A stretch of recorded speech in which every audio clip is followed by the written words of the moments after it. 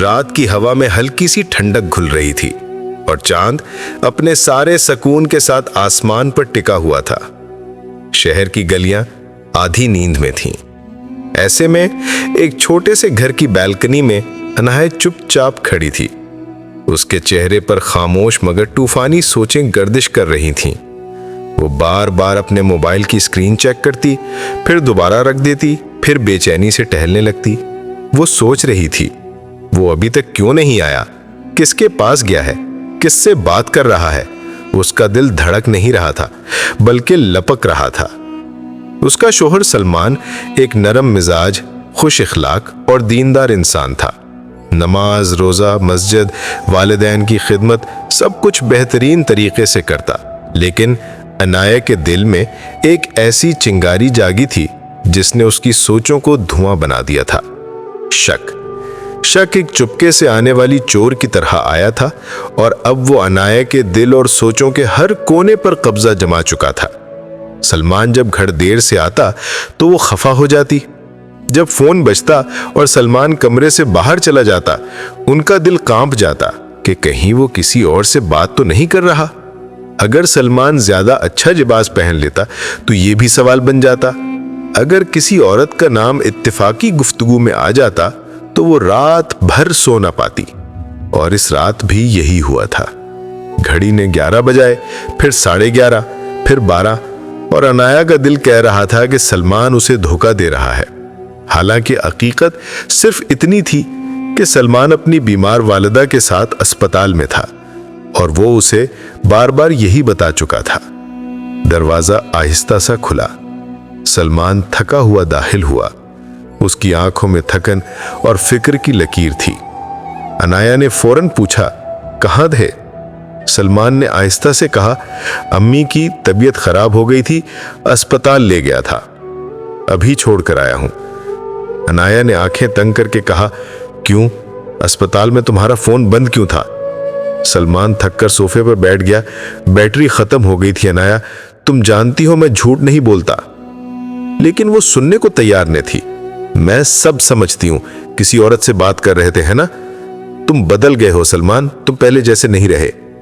ये जुमले सलमान के दिल में एक तीर की तरह उतरे, मगर वो जानता था कि गुस्से में दी गई दलीलें आग और आग की तरह होती हैं, सिर्फ भड़कती हैं, बुझती नहीं। उसने थका हुआ और दुख भरा जुमला कहा, अनाया, शक की बीमारी की दवा तो हकीम लुकमान के पास भी नहीं थी। ये जुमला सुनकर भी अनाया के दिल में सुकून न उतरा। वो सोच चुकी थी कि सलमान उसे धोखा दे रहा है और जिस दिल में शक बैठ जाए वहां सच्चाई डर कर भाग जाती है। उस रात दोनों खामोश थे, एक बिस्तर के एक कोने में, एक दूसरे के दूसरे कोने में। लेकिन उनके दरमियान जो फासले थे वो बिस्तर से कहीं ज्यादा बड़े हो चुके थे। अनाया ने सारी रात जागकर गुजार दी और एक फैसला कर लिया। वो सलमान की हर हरकत पर नजर रखेगी, हर बात, हर नंबर, हर पैगाम, हर ताखीर, कुछ ना कुछ सबूत जरूर मिलेगा, चाहे हकीकत ना भी हो। और जिस लम्हे इंसान सबूत ढूंढना शुरू करता है वहां से मोहब्बत कम नहीं होती, खत्म हो जाती है। अनाया ने अगली सुबह एक अजीब खामोशी के साथ नाश्ता तैयार किया। सलमान उसके चेहरे की सफाक खामोशी पढ़ रहा था, लेकिन उसने कुछ ना कहा, क्योंकि कभी कभी खामोशी चीखों से ज्यादा खौफनाक होती है। सलमान ने कहा, आज लंच के बाद अम्मी को फिर मुआयने के लिए ले जाना है। अनाया ने सर हिलाया, मगर उसके दिल में एक नई आग जल उठी थी। दिल में आवाज आई, वो अब भी अम्मी का बहाना लगा रहा है, इसके पीछे कुछ है, जरूर कुछ है। इंसान जब शक के पंजे में आ जाए तो सच भी झूठ लगता है और झूठ भी सच की सूरत इख्तियार कर लेता है। अनाया ने वही फैसला कर लिया, आज सलमान का पीछा करेगी।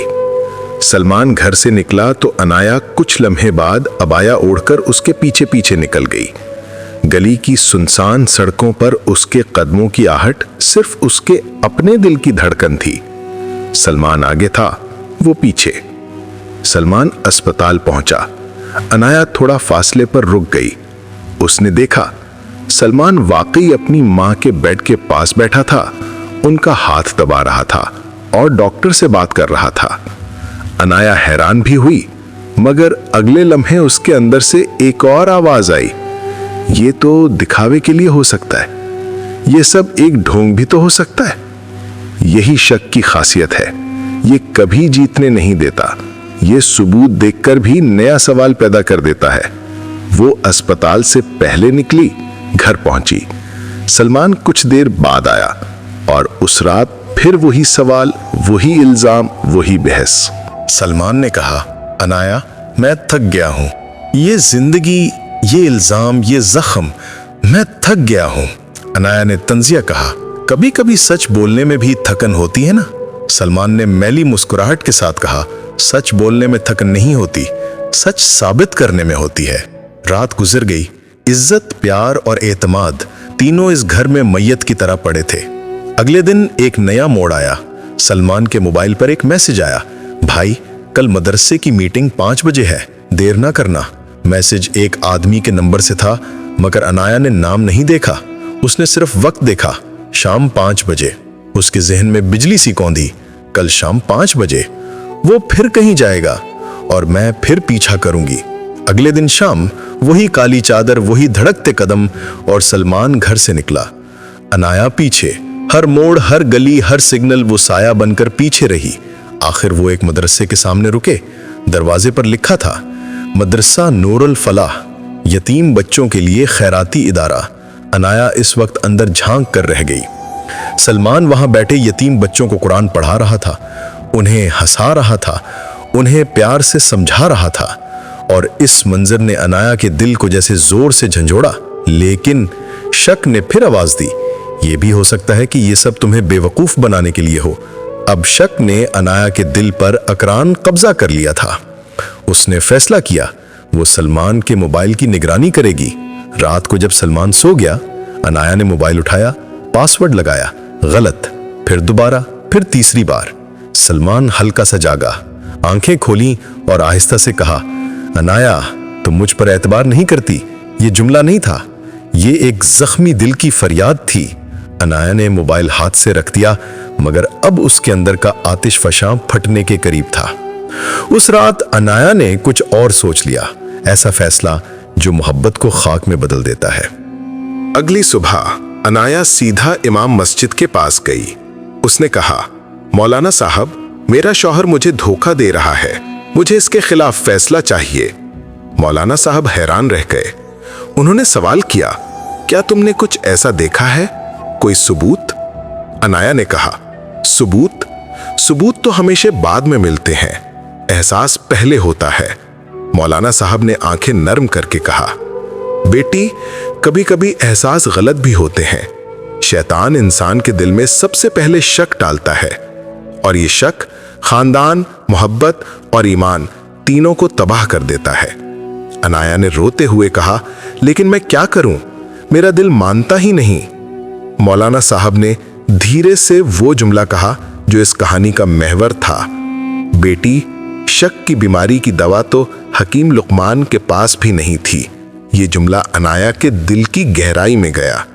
वो घर लौटी और पहली बार आईने के सामने खड़ी हुई। उसने अपनी आंखों में देखा। उसकी आंखों में सलमान की बेवफाई नहीं थी, उसकी अपनी बेकरारी थी, उसका अपना खौफ था, उसका अपना अदम एतमाद था। उसके आंसू बहने लगे, आहिस्ता से, जैसे किसी मंदिर की घंटी बगैर छुए बज जाए।